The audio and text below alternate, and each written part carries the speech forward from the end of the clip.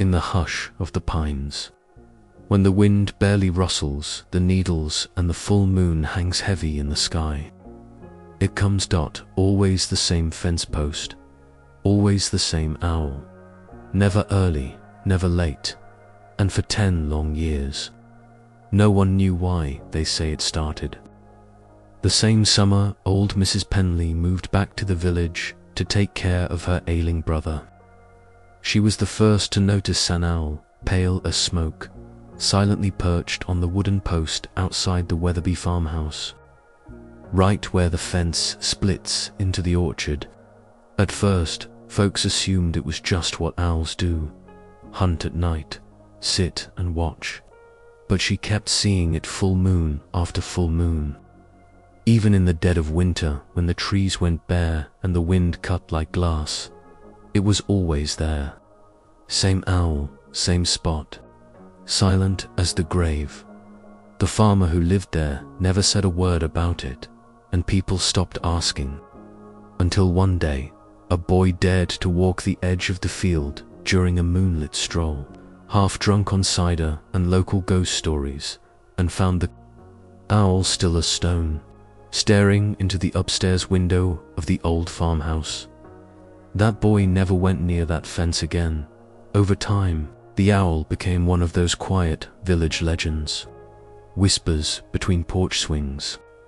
Tales passed down at bonfires and stitched into bedtime stories.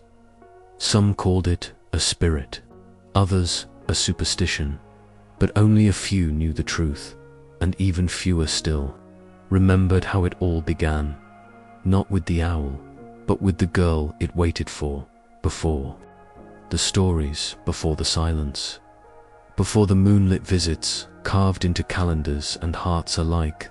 There was a rainy morning, years ago, and an 11-year-old girl named Elsie Weatherby, trudging barefoot through the wet grass behind her family's barn.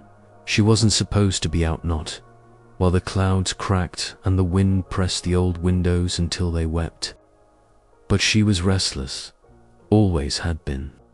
The kind of girl who collected bird feathers like other kids collected stickers. The kind of girl who read aloud to dandelions and left bits of biscuit for the squirrels. She was chasing after the farm dog when she saw it half hidden near the bend of the river, shivering in a clutch of reeds, no bigger than a loaf of bread. Wet feathers clung to its back, muddy and tangled. Its eyes blinked slow and heavy, one wing twisted awkwardly under its body. At first, she thought it was dead, but as she stepped closer through the curtain of drizzle and swirling mist, the tiny creature blinked again, this time watching her. An owl, a baby one, she realized, though she'd never seen one up close. Somehow it seemed older than the moment, ancient, even as if it had fallen not just from a tree, but from a different time. She knelt in the wet grass, her heart thundering. Raindrops slid down her cheeks as tiny talons dug gently into her palm. It didn't struggle, it didn't blink, just stared. And before her fingers closed around its fragile frame, before the moment passed into memory, she whispered to it without quite knowing why. "It's okay, you found me." Most kids would have run for help. Most would have shouted to a parent, fetched a coat, done something sensible. But Elsie Weatherby was not most kids. She tucked the owl into her coat, cradling it against her chest like a secret. She walked home through the rain with mud on her boots and a mind already racing ahead, as the storm howled above, and the farmhouse windows blinked dim with candlelight. Elsie slipped into the barn and cleared out an old shoebox stuffed with nails and string. The box became a bed, the barn became a sanctuary, and the girl was never quite the same again. The owl never made a sound that night, but Elsie did. What she whispered next would set into motion something no one in that village, certainly not Elsie, not her father, not anyone with a heart still tender from grief could have expected. Because when a creature chooses you, sometimes it's not by accident.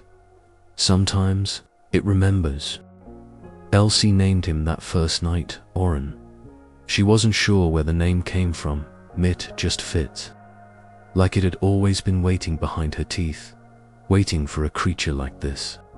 She whispered it as she draped bits of flannel over his little form, her breath turning soft clouds in the barn's chill.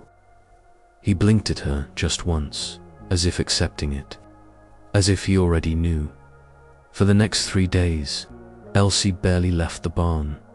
She filched old scraps of stew meat from the kitchen, tucked bits of jerky into her pockets, and snuck vitamins from the canister beneath the sink.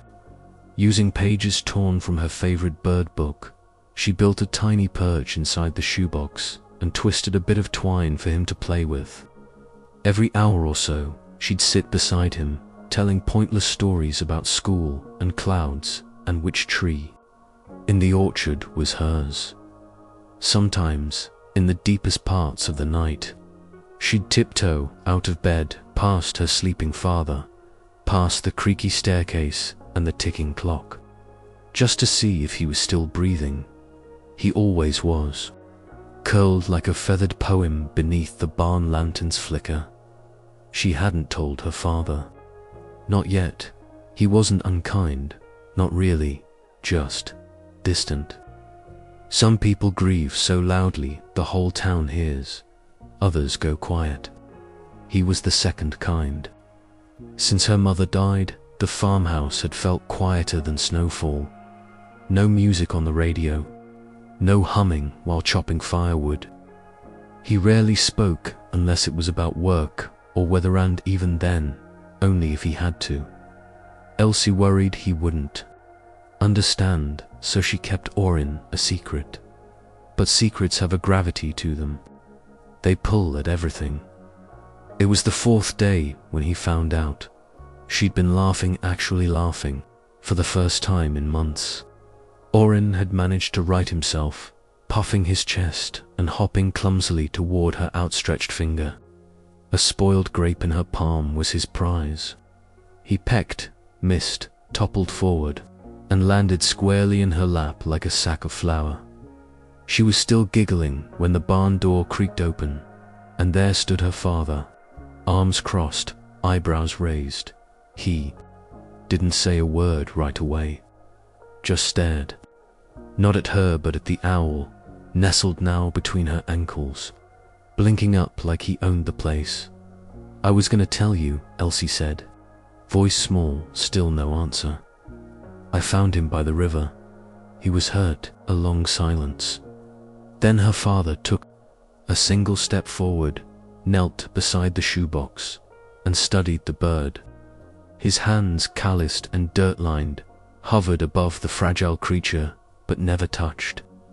He took a long breath, the kind that fills the whole chest. "No wild thing stays tame," he said quietly. "You know that?" Elsie nodded. "Okay then," he murmured. And that was that. He helped her clean the shoebox, brought home some fresh cloth strips from the feed store, and told her one sand only one stew, be gentle but not soft. A few days later, he built Oren a perch out of an old broom handle and set it beside the barn window. Neither of them called it a pet. It didn't feel right. It felt like something else, like a deal forged in raindrops and silence.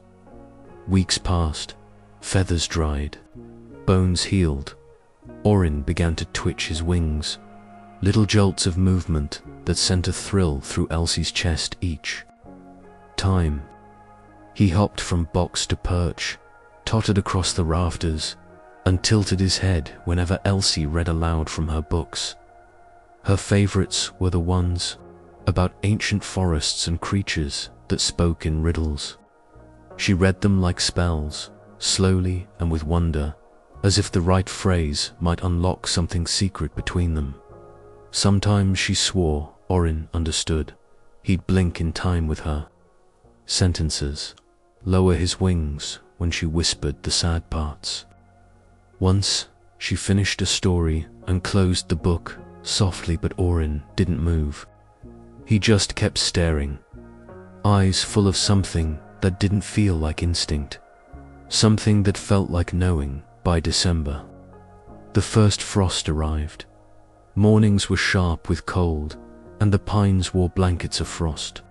Elsie tucked warm socks into her boots and dragged extra wool blankets out to the barn each evening. Orin began to screech. At first it startled her, sharp and fierce in the still air, but quickly she learned his rhythms. One screech meant hungry. Two quick ones meant he'd toppled from the perch again and needed help. The long, low hoot came only during storms, when wind crashed against the barn boards and thunder rolled across the hills.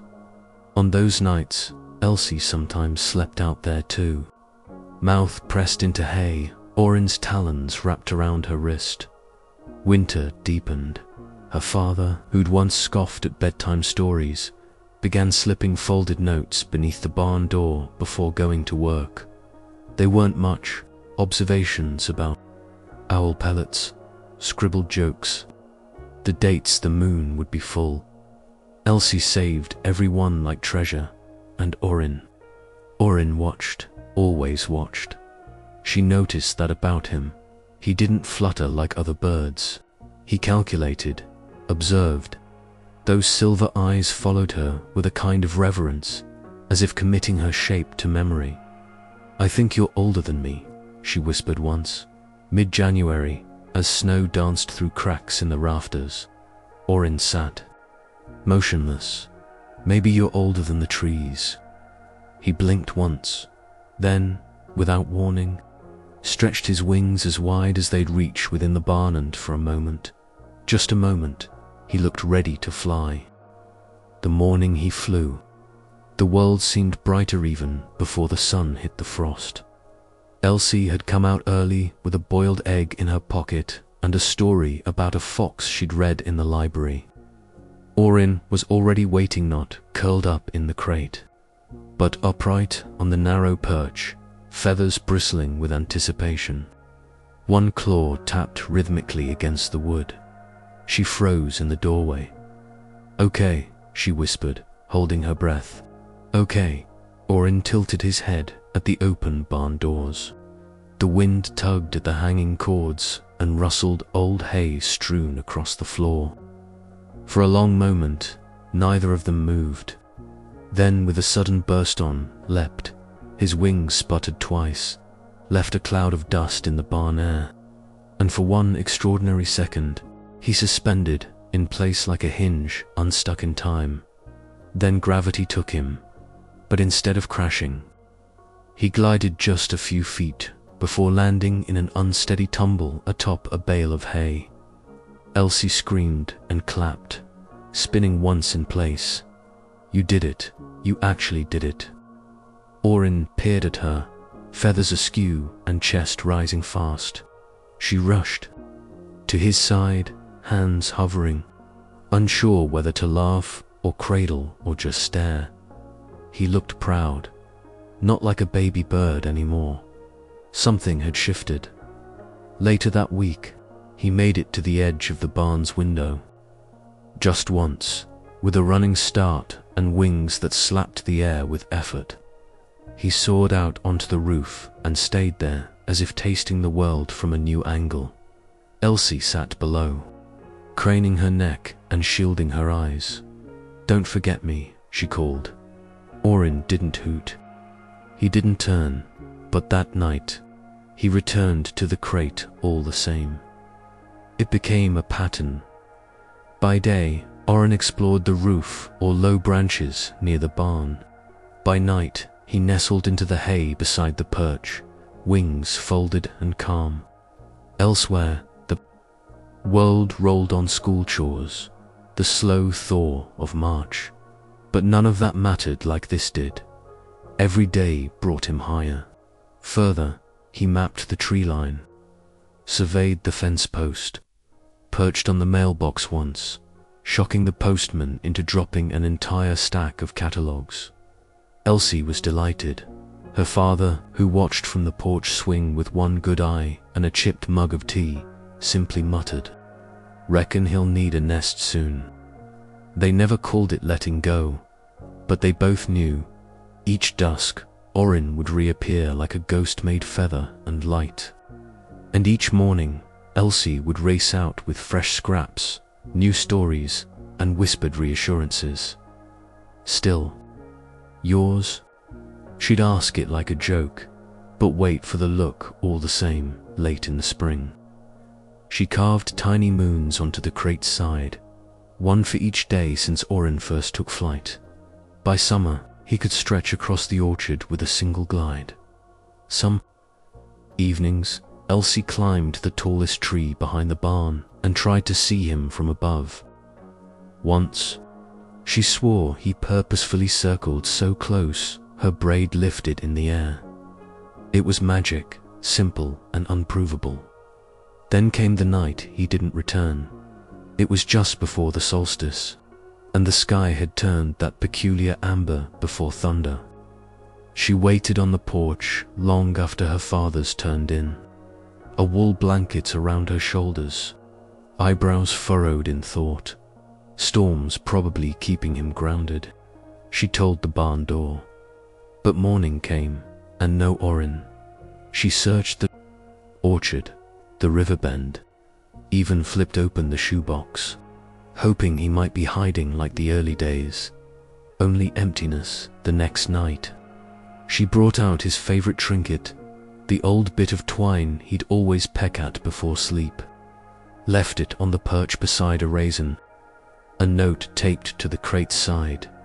It read, "If you're lost, stay still. I'll come find you." The third night, thunder rolled through. The fifth night, she stopped leaving snacks. Her father joined her on the sixth night, sitting beside her on the porch as cicadas sang low in the grass. "He's wild, remember," he said gently. She nodded but didn't meet his eyes. "Still," she whispered, "he could have said goodbye." Her father put a hand on her back. "Just once. Just long enough." It was July when the full moon rose fat and low, a copper coin above the ridge. Elsie was already in bed, head buried beneath a faded pillow, when she heard him, the softest hoot, the kind that lived between dream and memory. She scrambled to the window, breath caught inside her throat, and there he was, on the post at the edge of the orchard, lit gold by moonlight.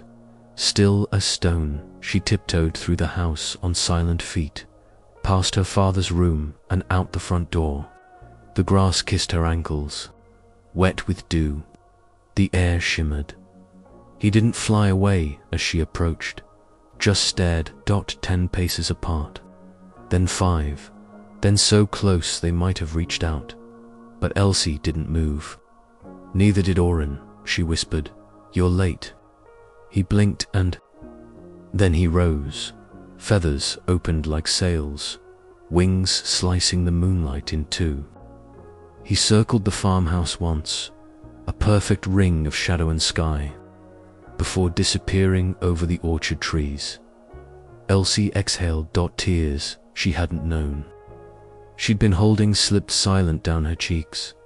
She walked inside without speaking, and from the bottom drawer of her desk, she pulled out a blank calendar. The first feather was already pressed into it.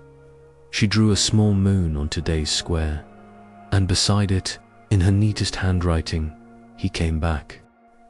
She stopped counting after the third week. Every night after dinner, Elsie would wander out to the fence post in the orchard just to be sure. Some nights she stayed until well after midnight, legs tucked beneath her, crickets sawing into the dark. Her father never stopped her. Sometimes he watched quietly from the porch steps, a cigarette glowing faintly in the dark, his eyes hidden behind the rim of his cap. "He's got miles in him now," he said once, not unkindly. Owls got his own sky. She didn't argue, but part of her still listened, heart straining into the night for the soft hoot that might cut through the quiet. It never came. The shoebox in the barn stayed empty. The perch stood untouched. June tipped into July, the fields filled with fireflies. Her birthday came with a modest cake and a new sketchbook she didn't use. She smiled for her father, laughed when he tried to pretend he could sing, but as the sky turned silver and ripe with moon, Elsie felt it again, that ache of waiting that tugged at her ribs. She didn't expect him to return, and that made it worse somehow. Still, the night before, the full moon, she left out his favorite things: a tiny bowl of water, a twist of twine, one plump raisin rolled in breadcrumbs. She even tucked a scrap of her old flannel beside the perch, just in case. Then she sat alone on the orchard fence and watched the stars come on. She must have dozed off, a soft grey sleep that settled over her like dust, because when the hoot came it was already there before her mind caught up. She woke with her breath caught sharp in her throat, eyes scanning the night, and then she saw him, Orin, perched on the post like a statue carved from fog and shadow, framed by the swollen moon behind him. She rose slowly, barefoot in the grass, heart pounding like hooves in her chest. He didn't move, not a stir, no fluff of feathers, just those eye silver. Steady watching her, something inside her said not to speak, not to break whatever spell shimmered between them like frost on glass. She stepped closer, each footfall careful as prayer, when only a few paces remained between them. Elsie stopped. "You came," she whispered. Orin blinked once, slow as dusk, and then, without sound or warning, he rose, not startled, not slipping away, but rising upwards in one fluid motion, wings catching the moonlight and scattering it like dust. He circled her once, a wide arc that looped over the orchard and back around the farmhouse, dipping lower as he closed the ring over her. Head she spun beneath him, hands lifted slightly like she might catch the edge of his shadow. Then he vanished, silent and sudden, over the ridgeline beyond the pines. Gone. Elsie stood still for a long while, not crying, not quite, just still. And when her father opened the front door, sometime after midnight, letting out shafts of soft yellow light into the dark, he found her, already sitting at the kitchen table, pen in hand. The calendar she'd started weeks ago lay open before her. No dates, just one line written beneath that day's moon emblem: "He returns with the full moon." She traced the words twice, 3 times, letting the ink soak deep. Then she closed the book, pressed it beneath her pillow, and slept the best she had in months. It began to feel like the moon belonged to her, every time it swelled full and round in the sky. Elsie knew without checking calendars or listening to the radio that Orin would come. She could feel it in her ribs, like a second heartbeat, a shimmer under her skin. And when she awoke to the sound of his wings outside her window, it never surprised her. It simply felt ... correct. The villagers talked, of course, they always had, but the whispers softened over time, less about omens, more about wonder. Orin became a fixture, the owl of Weatherby Ridge. Mothers pointed him out to children. A local baker once baked moon-shaped sourdoughs in his honor. Elsie tried not to care about the chatter. To her, he wasn't a legend. He was a promise. On those nights, she'd tiptoe through the farmhouse barefoot, careful not to wake her father, and wrap herself in her old quilt, the same one from the barn winters. Maybe it smelled like those times because it still held something hay oil. memory. She'd slip outside to the orchard in silence. Orin would already be waiting. She never called to him, never coaxed, but he'd greet her in his way. A slow blink, a turn of the head. Sometimes he'd drop from the fence post, an arc above her, feathers trailing the light like slow fireworks. Other times, he stayed perfectly still. Both felt holy. She stopped leaving food, stopped laying out old toys and frayed twine. But the ritual remained, not in gifts, but in presence. Simply showing up felt like enough. Her father started coming too, though he never said why. One evening, midway through October, she found him already sitting on the porch, coat collar tugged high, his breath curling white in the air. She hesitated, almost turned back, but he patted the step next to him and said, "No sense staring at the sky from separate chairs." So they sat. Orin arrived 10 minutes later. He flew in low from the pine ridge, silent as a held breath, landed, watched them both. Her father sipped his tea. Elsie leaned into his shoulder. They said nothing. From then on, it became a silent pact. Every full moon, there they were, the girl, the man, and the owl. When winter returned, it scraped the orchard with frost that crackled under boots and turned tree limbs silver. Elsie was 13 then. Life had grown louder. School tugged at her days, turned her hours into lists and bells. But the full moons, those stayed sacred. No matter how exhausted she was, she always made time to find Orin outside. Sometimes she'd bring stories, not spoken aloud now, just scribbled in her sketchbooks, whirling inks and crooked stanzas.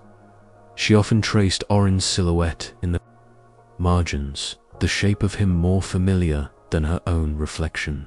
Once, she drew him with stars in place of feathers. Her father always pretended not to notice, but once, she caught him tucking one drawing into the inside pocket of his coat. While he thought she wasn't looking, by the 3rd year, the notebook was full. She began a new Wanna spiral-bound journal with a pale blue cover and a tiny embossed owl in the corner, a gift from a cousin who didn't know the weight of such things. Elsie took it as a sign. Each entry marked the same way, a circle, a date, a phrase. Sometimes it was simple. He came early tonight. Sometimes it cracked like bone. I needed him more than I want to admit. Once she wrote, "How does something without words understand sadness better than anyone else?" That winter, they hung a token from the fence post. It wasn't much, just a small copper bell tied with a ribbon, faded from sitting in a sunlit drawer too long. Her father had found it in a box of holiday things. "Put it out there," he said, casually, for symmetry. Orin never touched it, but he always perched beside it, close by her 15th birthday. Darkness felt different, not frightening but necessary, like a theater waiting for a stage light. She no longer needed assurance that Orin would come. She believed in a way that didn't require sights or sounds, because some stories settle into you, become you. Once, during a full moon that gleamed white as paper, Elsie fell asleep leaning against the fence post. When she woke just before dawn, stiff and blinking, a single feather lay beside her cheek, long, pale, unmistakable. She never told anyone, just slipped it into her journal and pressed the cover tight. Time, as it does, began to do its work. School grew heavier. Friends came and went. Some teased her. One girl called her Owl Girl with a smirk and a wink. Elsie pretended not to care. She mastered polite smiles and careful shrugs. But that night, she skipped the group sleepover and sat under the moon with dirt on her jeans, and Orin in the branches above. She didn't feel foolish. She felt seen and loved in that quiet, watchful way, the way only wild things can love back. When she turned 16, her father handed her the keys to the old truck. "Only one rule," he said, tossing them into her palm. "It doesn't leave the county," she grinned. "Not even for owls." He squinted at the sky. "We'll make an exception." But even with new freedom, she stayed close. When the full moon came, she was always exactly where she needed to be. So was Orin, and sometimes, when they sat together, he'd hoot once, not to call, not to warn, but simply to say, "I'm here, you are too." Elsie watched the mailbox all spring, hidden between glossy college brochures and alumni newsletters, was the answer to the question she hadn't dared ask. Could she really leave? Could she trade pine needles and barn twilight for busy sidewalks and late-night lectures? When the acceptance came folded into a pale blue envelope without much ceremony, her father just nodded. "Told you you'd get in," he said, and offered to make pancakes.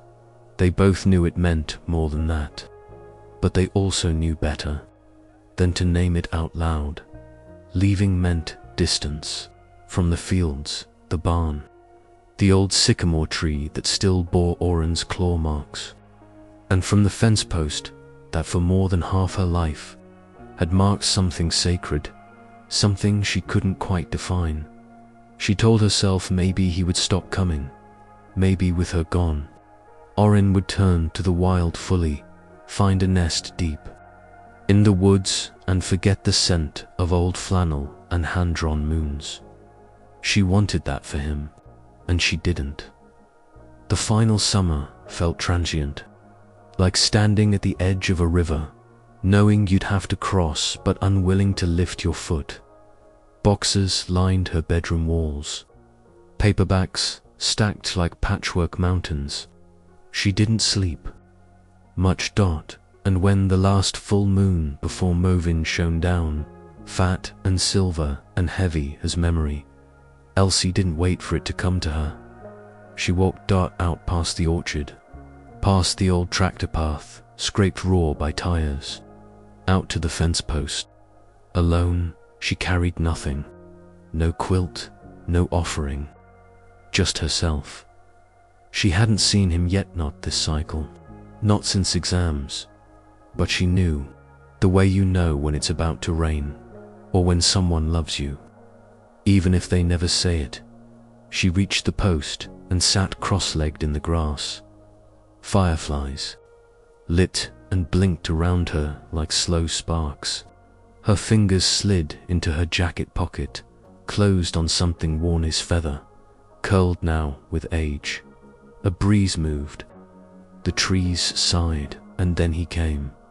From somewhere beyond the ridge, Orin appeared, sweeping low in a silent pass before banking hard to land, not on the post, but beside her, on the ground. She didn't move. Couldn't, not in all these years. Had he done this, he'd always stayed just unreachable, just a breath outside of touch. Now he stood in the grass, inches from her knee, feathers glowing under the moonlight like spun pewter. His head tilted once, twice. Elsie swallowed the swell in her throat. "You remember," she said quietly. She didn't expect a reply, but he stepped forward, not much, just far enough, and then dipped. His head. His wing brushed her jeans. Once, soft, intentional, and she reached out, just long enough to let her fingers ghost over his back, where the down rose and shimmered like twilight. For a breathless moment, they stayed that way, girl and owl, still as stones.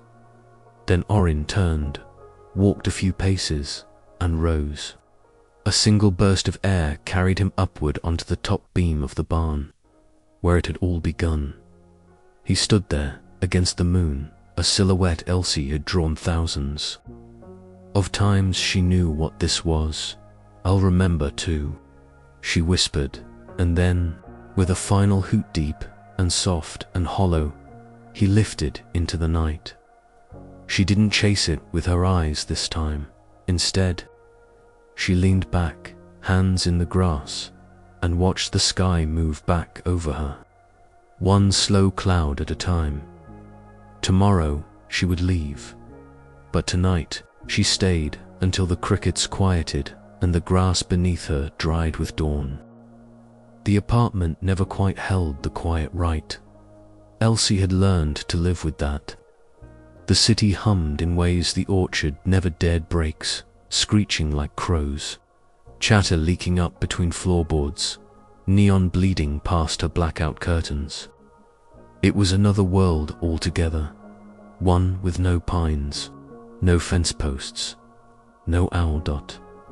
In the beginning, she thought of Orin every day, kept his feather in the drawer beside her bed, tucked the old moon calendar into her backpack, where it became dog-eared and soft at the corners. But gradually, the rhythm of lectures and internships and takeout containers took over. Still, she left a note once a month, scrawled on the back, of receipts, on coasters, on lecture handouts she didn't care to keep. Each time the moon turned full, she'd write, "It's time," or "He would have come tonight," or just his name. Then she'd fold the note into a square and leave it on her tiny balcony, weighted by a chipped mug. They always vanished by morning. Whether by wind or whim, she didn't ask. Back in the village, her father held to the old tradition without ever calling it that. Neighbors sometimes saw him across the field, sitting alone on the Weatherby porch, coat zipped up tight, hands clasped in his lap as he watched the orchard, just sitting, just waiting, just in case.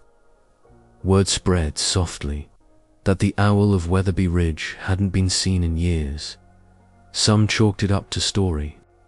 Others left a little space in their hearts, just in case. 10 years passed, and when Elsie came back with a tired car and a 3-year-old daughter who asked too many questions, she realized how the village had kept going without her, but not without memory. The barn stood smaller now. The orchard felt shorter, stunted, or maybe she had simply grown. They stayed in the old farmhouse for the week. Her daughter, Maggie, kept asking why the bathtub had feet and why the Wi-Fi didn't reach the barn. Elsie just smiled, tried not to apologize for ghosts too often. The second night, she found the calendar, her original, faded and fraying, wedged behind a drawer in her old desk. The corners curled like moth wings. The moons were still there, one for every full night Orin had come. Little sentences to mark them in time. He blinked once tonight. No flight, just watching. Felt like a goodbye. Her daughter pressed her cheek to the pages. "Did you make this for a bird?" Elsie nodded. "Did he like it?" "I think he liked me," she said, and surprised herself with the weight of it. The full moon came on the 5th night. It hung large above the ridge, dressed in cloud scraps and memory. Elsie hadn't told her daughter the stories yet. Not all of them. Maybe children deserved to find their own magic. But that night, just before bed, Maggie shrieked from the living room window, "Mummy!" A giant bird, "Mummy!" Elsie dropped the dish towel without thinking. Her hands shook as she crossed the floor to the window. She half expected it to be a hawk, or nothing, or a bit of wind shaped like memory. But there it was, perched on the fence post, beyond the orchard. Not Orin. She knew that instantly. Smaller, sleeker, mist grey feathers rimmed in darker silver. But the eyes were the same, rain-colored and steady, like a quiet question asked at the right time. For a long moment, neither she nor her daughter moved. Then Elsie opened the door. They walked barefoot across the dewy grass, the two of them, hand in hand. Halfway to the post, Maggie turned wide-eyed and asked, "Is he yours?" Elsie didn't answer. Didn't want to box something so wild with an answer too simple. They stopped a few feet from the post. The owl tilted its head. It didn't fly away, didn't flutter, just stayed, and Elsie's breath left her in a slow, soft stream. In her arms, the old calendar lay open. She took a pen, still uncapped from earlier, and drew one more moon, one more silhouette, and she wrote beneath it, "He returned." Not the same, but still. When the wind rose, the owl lifted to rising cleanly from the post in a single stroke. It spiraled once above them, catching the moonlight in its wings, and was gone. Maggie tugged her hand. "Will it come back, Elsie?" Smiled an older version of the girl who once whispered to feathers in the barn. "Some stories always do," she said. "Then, quietly, you'll see." That night, after Maggie had fallen asleep beneath the quilt her grandmother once stitched from orchard-flavored fabric scraps, Elsie sat at the kitchen table, pen tapping gently against the rim of her old tea mug. The feather long since pressed into brittle softness lay beside her. It looked almost too fragile to touch, like it might dissolve if breathed on too hard. Still, it was whole. She opened the calendar one more time, smoothing its ruffled edges like a favorite page in an old novel. Beneath the final moon she had sketched with her daughter, she traced her fingertip in a quiet circle, adding nothing. Sometimes, just the act of returning was enough. Outside, the grass swayed in sleepy rhythm. A dog barked far off down the lane, but most of the village had settled into its usual silence, the kind that only full moons could slice through. She stepped out, barefoot again, because she knew that's how it had to be. Blanket of sky rolled above, clouds like ash-smudged brushstrokes. The wind moved gently, forgiving, expectant. The fence post stood as ever, its wood worn smooth by seasons and quiet visits. Elsie approached, but didn't climb it this time. Instead, she sat beneath it, legs tucked beneath her like she used to as a child, trying to hear something the world didn't believe was speaking. Minutes passed, maybe more. Then the air stirred just enough to tilt the nearest pine's topmost tough sand. She felt it before she saw it. A hush in motion, a silence filled with feathers, an arrival that asked for no applause. The owl didn't land on the post. This time, it landed on the ground, a few paces from her. It was the same one, smaller than Orin, younger, but something. In the stance, in the glint behind its eyes, carried a familiarity like a forgotten scent on a breeze. It stared, she stared back, and maybe it didn't understand memory in the way people did, but it stood still, choosing not to flee. And maybe that meant more. Elsie spoke, not loudly, not softly, somewhere in the middle. The voice of someone not asking, not demanding, only offering. "If you're the end of a story, that's all right." The owl tilted its head. "But if you're something else, one breath behind the last chapter, I can live with that too." The owl didn't answer, but it took a slow step, curious, steady, more than wild instinct. Perhaps it was permission, or maybe just the echo of something remembered. From within her coat pocket, Elsie pulled out a folded square, her last letter. Unsent, unopened. Just one she'd meant to leave back in the city, but hadn't. She unfolded it quietly and laid it in the grass. The wind caught the corner and scuffed it slightly across the dirt, but the owl watched. Held still, she didn't cry this time. Didn't need to. Instead, she turned back toward the house, low, deliberate steps. When she reached the porch, she didn't look to see if the owl was still there. Part of her already knew. Inside, Maggie stirred on the couch, blanket kicked to one side. Elsie lifted her gently, brushing strands of hair from the small forehead nestled against her shoulder. "Mummy," Maggie mumbled sleepily, thick-tongued. "Did it stay?" Elsie kissed the crown of her daughter's head. "For a moment," she said, "but sometimes that's how stories visit us. Just long enough to be remembered."